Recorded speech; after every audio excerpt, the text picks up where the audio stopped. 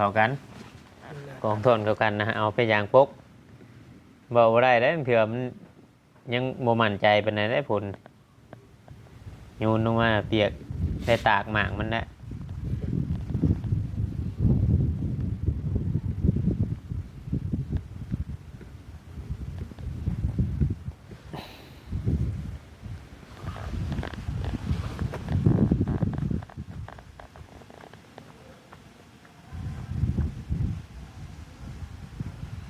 ผมลุงเพิ่นออกมานอนพี่ทั้งคืนติ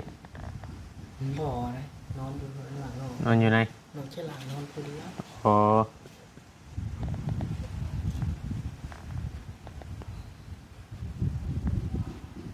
แต่ว่าเราบ่ได้ไปนอนโรงงานน้ำจางเปะเนาะโดนเธอกับไปเธอกับมันไป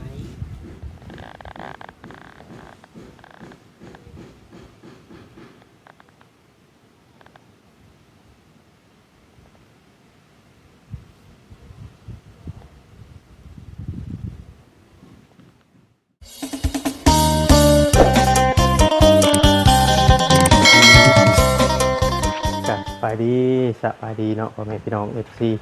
เบิร์ดสุขุสุคนเนาะเบิร์ดสมองสุบอนว่าจะเป็นทางฝั่งไทยหรือว่าทางฝั่งลาวเนาะหรือว่าทางต่างประเทศแม่ๆที่คอยให้กำลังใจพี่น้องบ่าวเวียงเนาะแต่ต้นเสมอมาถ่ายคลิปอยู่ทางบ้านทางเรือนของน้องจ้อยพี่น้องเนาะเพื่อสิมาเบิ่งเพิ่นปั่นข้าวแต่ว่าคือท่านปั่นช่ำพี่น้องเลยเนาะเลยเข้ามา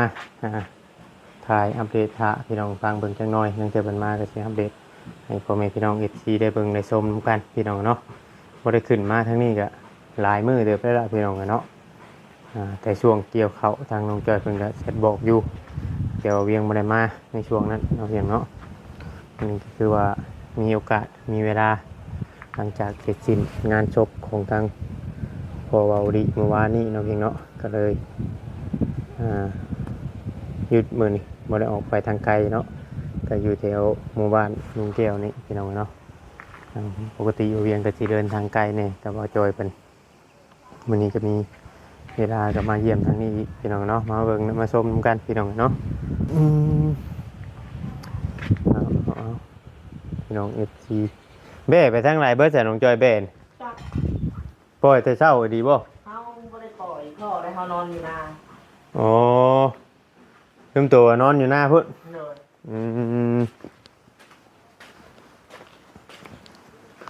สบายดีจังจ้ะเลยสบาย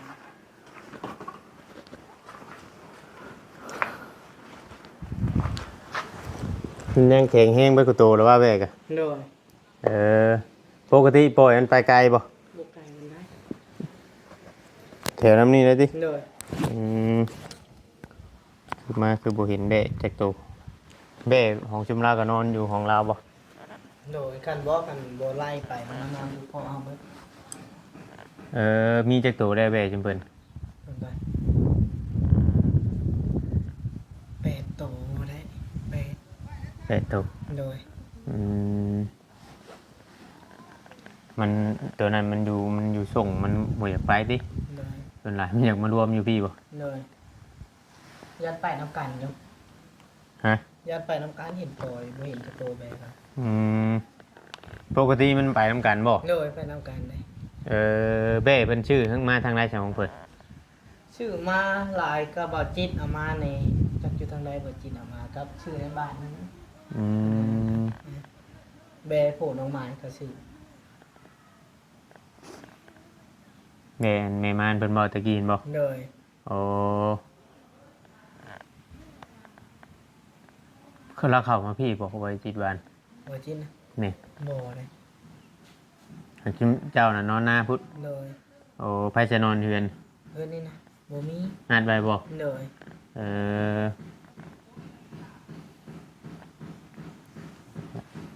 แต่ว่าเกี่ยวหน้าดุ้งกูมือนี่ติเลยตัวเกี่ยวคนขึ้นเบิดแล้ว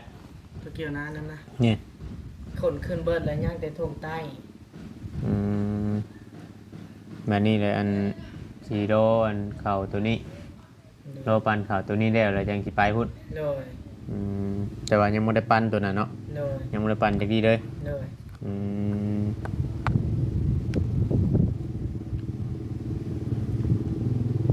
พวก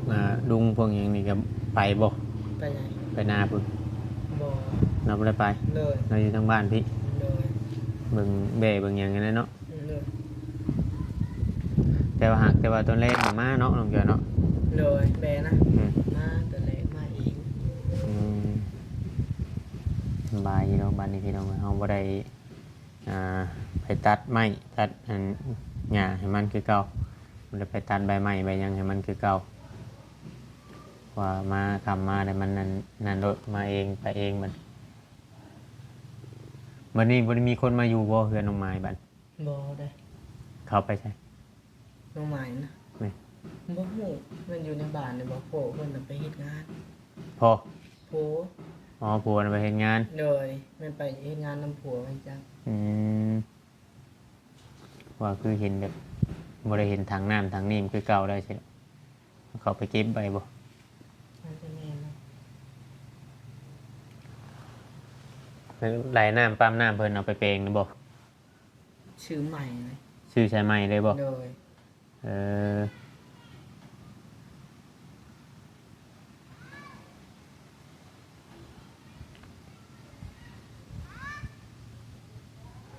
ยังบ่ได้อันมีข้าวปั้นจักสอบเลยอยู่นาพุ่นกะ นาง อืมคิดว่าแบ่งปันไปนำได้ อืม เพื่อเอาข้าวใช้จะกินว่าคือว่าข้าว ปั้นนี่เลยข้าวเบิดเลยแล้วเขาสิปั้น โอ้เขาเบิดได้เลยอันปันในช่วงนี้เลย เลย อืม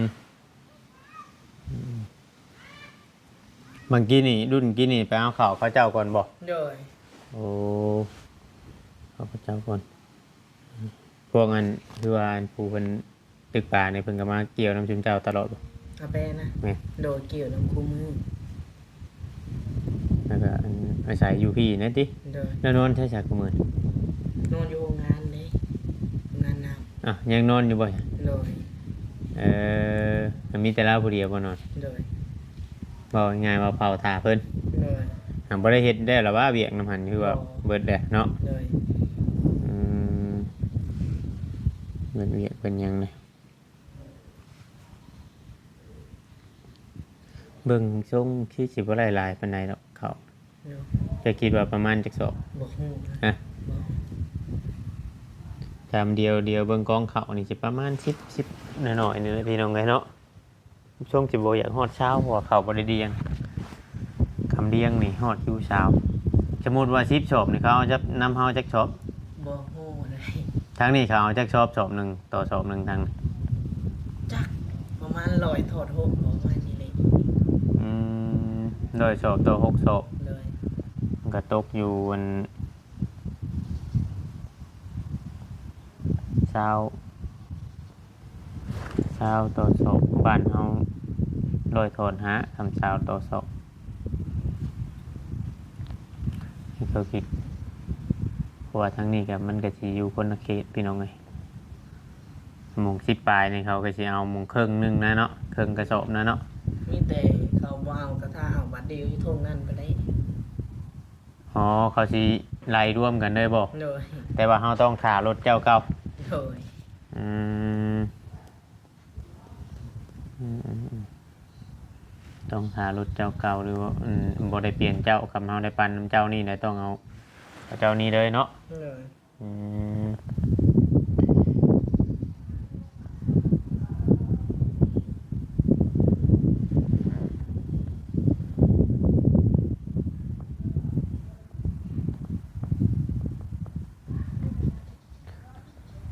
ทางหันคือว่าเห็นว่าเพิ่นปูกระเบื้องกระเบี้ยงเพื่อนน้องถั่วยทองยังบ่ได้เอาเนาะ เลย เกี่ยวข้าวก่อนสงสัยแล้วเกี่ยวข้าวพุ่นบ่ น่าจะเม็ดเลย มันเป็นเน้นเรียกเกี่ยวเขาว่าช่วงนี้เวียกงานกับทางชุมดุมกับบริมีเวียกอย่างเนาะ เลย คือว่าทางป้าบ่สำบายบ่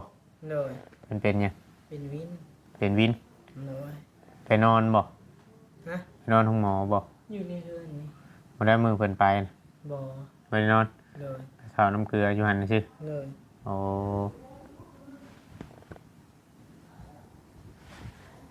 ข้าวน้ำเกลืออยู่บ้านเดือนนี่นะวะสุขลาบ้านเดือนนี่นะวะ เลย อืมบินเลยก็เลยไป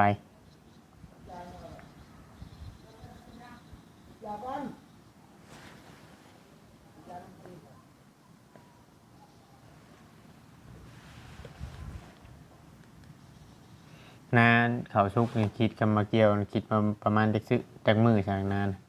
บ่เพิ่งเนาะประมาณ6-7 มื้อนี่แหละ ทำไปพร้อมกันดิ เลย อืมชวนนายบัดไปเฮ็ดเวียกได้ประมาณจักคน 4 คนบ่ทรงเฮาเคยท้องเธอกับน้องชายละเธอกับแป๊ะนี่ เราบ่ได้ไปเบิดทุกคนบ่ใช่ตอนน้องสิลอง เธอคาเวียกก็บ่ได้ไป แล้วแต่เนาะ เลย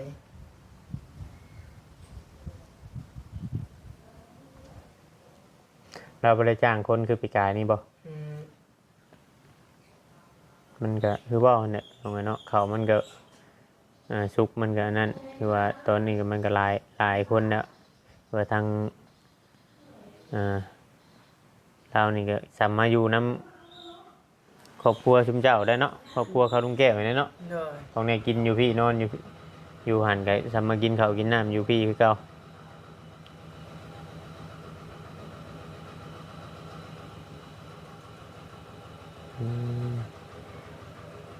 จักมือแล้วปลาเฮือน หลายมื้อเลย หลายมือแล้ว เลย อืมนอนอยู่พุ่นเลย เลย แต่ว่าตอนเว้นน่ะมาเกี่ยวข้าวอยู่หน้าเจ้าแบบนี้บ่ เลย กลางคืนน่ะไปนอนอยู่พุ่น เลย นอนบ่มีผู้นอนแล้วอยู่พุ่นน่ะ บ่มีเลยมีแต่เฮากับเพื่อนท้องสองคน โอ้ทั้งเงินทั้งเขาวเว้ากันเพิ่นนั้นกับเมียน่ะเมื่อเกี่ยวข้าวอยู่บ้านเพิ่น เลย เกี่ยวแล้วบ่จังเพิ่นก็ เกี่ยวเลย เออคิดว่าเราตอนนั้นน่ะเรามานอนซื่อๆเนาะ เลย วันนี้พอเฒ่ามันยังเราเสียแล้วเราก็สิอยู่พุ่นนะบ้าง อยู่พุ่นแล้วบ่มีไผนี่แก่ข้าวแก่น้ ก็สิยากไปอีก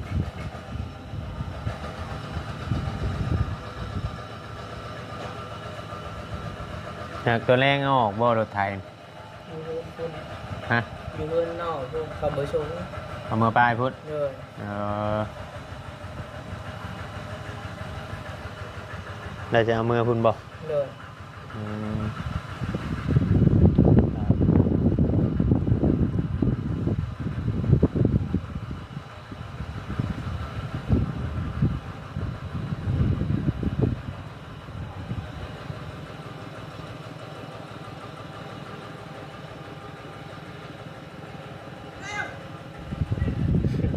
ไม่แห้งกัน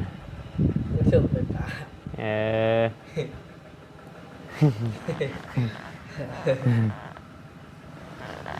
ส่งบทพระเพิ่นพี่น้องนะ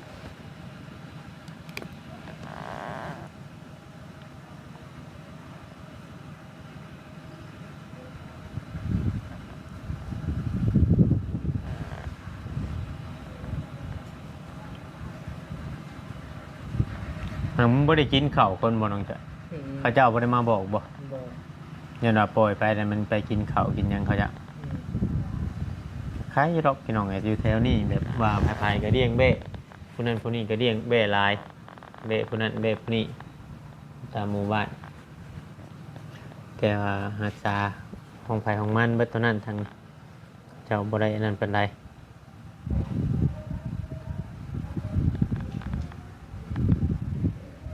เบ้มันเลี้ยงง่ายเป็นงัวเป็นควายแบบมันต้องได้เบิ่งได้เอ็นง่ายต้องได้นั้นตั้งแต่ตอนคืนนี่มันจะขึ้นไปนอนหันได้เนาะ เลย อืม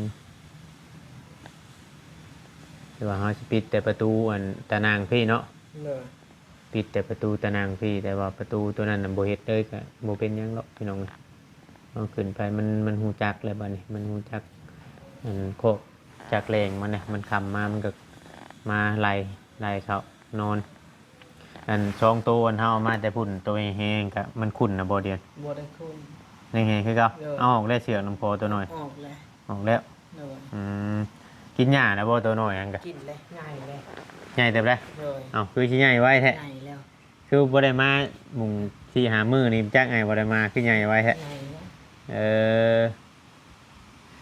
ของเพิ่นก็มีแว่น้อยคือกันบ่ อืม ยังบ่ได้หรอกเนาะ เลย มีแว่อันแม่ม่านจักโตของสุเพิ่นชื่อ แม่ไม่ใหญ่นะตัวเดียว จาเห็นมีแต่รุ่นน้อยบ่ เลย เออ บ่เห็นมันจะเอามาในนี้นะ โ บ่ ในหนองนี่ บ่ ชุ่มดำๆในหนอง คือบ่เห็น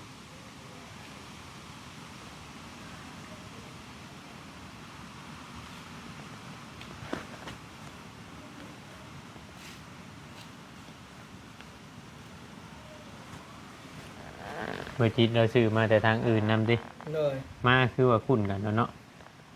ว่าชุ่มน้ำน่ะไปทหารได้อยู่ในหนทางไปทำมา อืม หาตัว ถ้าเอามานะหาโตะ เลย แต่ว่า ห้าบวกคือ6ประมาณนี้ อืม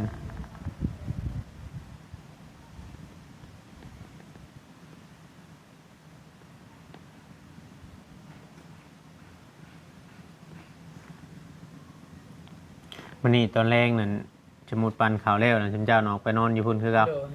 เขากองไว้ใช่เขากำลังเทียง ตารางเทียง เทียงใหม่บ่ เตียงเก้า เทียงใหม่เอายังจะไป บุญมีหยัง อืมเทียงใหม่กับเทียงเก่าก็ใกล้กันบ่ เลย หนังนอนอยู่เทียงใหม่ เลย โอ้ขังเพิ่นขังพาเรียบร้อยบ่ เลย อืมเพิ่นเอายังขังพากระจาดบ่ ภาคยา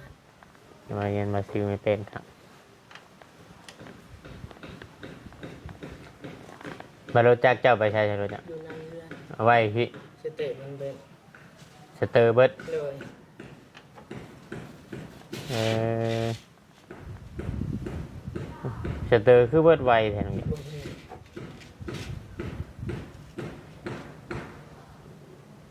ท่านฮอดจักเดือนนะวะ บ่ฮอดบ่เดือนฮอด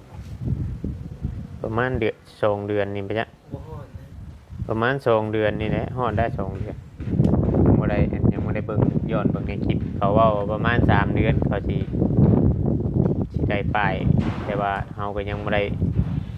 ลองโทรไปถามเบิ่งถ้าฮอดประมาณ3 เดือนน่ะสิโทรไปถามเพิ่นพี่น้องแม่นบ่เป้ชุมเฮาบ่ย่างมา ใช่ สำคัญ แม่นั่นแหละ อืม มานี่เลย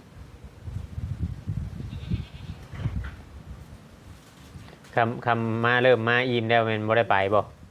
การงานตะแรงมาแล้วไป โอ้ นี่เล่นอยู่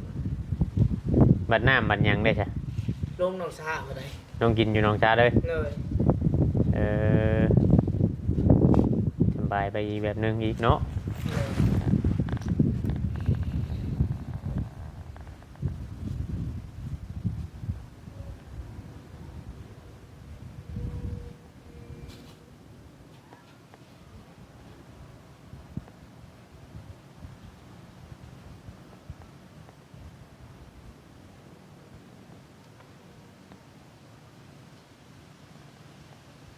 ชื่อเห็นแต่3 ตัวนี้ การมันมีลูกเพื่อนนะ เห็นหมูยังบ่มาเริ่มอ้วนแล้วบัดนี้เนาะ โดย เริ่มอ้วนแล้วบัดนี้พี่น้องเอ้ยเพราะว่าตอนแรกๆงั้นเฮาเอามาแต่เฮาปล่อยเฮาหยังมันน่ะมันเฮาขังมันน่ะมันบ่ค่อยอยากนั่นปานใดเจ้าบ่เอาอันนั้นตัดอันเชือกมันออกน้ำคอมันโยนตัวมันโยนลงจงไว้แต่บ่วงมันเฮบ่ตุน บ่ได้เห็นมัน มีเขาชวนมันนี่คือ กั กัน น นี่เกิดไปจากตัวดักคือ ฮะ มีใหญ่นี่บ่ เลย แต่ว่าเมนมันจะเริ่มตุยเริ่มหยังขึ้นเนาะ เลย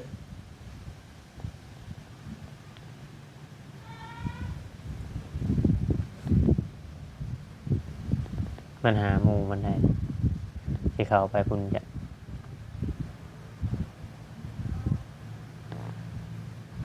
เผื่อมันเห็นได้เขาน้อง บ่อยู่จะเพิ่น ฮะ บ่เห็นเลยบ่อืม มันมีบ่ เดี๋ยวน่าจะไปนำกันอะไร เออ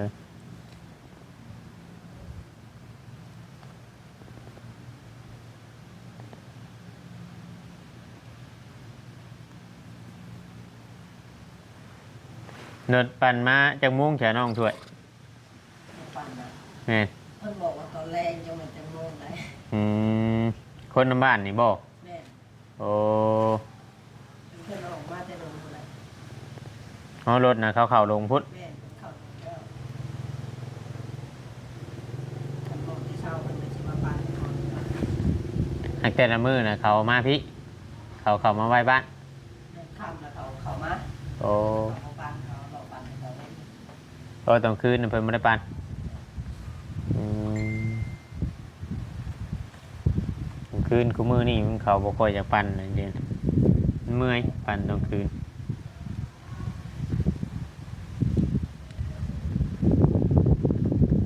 ไก่ มาทำปันให้เรา มันบ่หลายปานใดเนาะ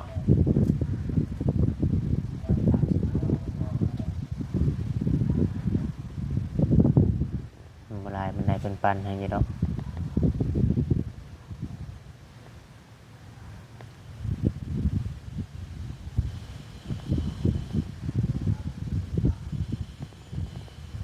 ปั่นข้าวแล้วคุณบ่จังสิพากันออกไปนะ เลย เออไผจะเผาถ่าน ไอ้จอย แล้วนอนอยู่พุ่นนำบ่ บ่แล้ว นอน ไปทำว่าเดี๋ยวออกไปนอนพัก อ๋อ ออกไปเบิ่งควาย คุยกันเอาไปพุ่นแล้ว เลย มันมีบอลผูกเลยดิ เลย อืม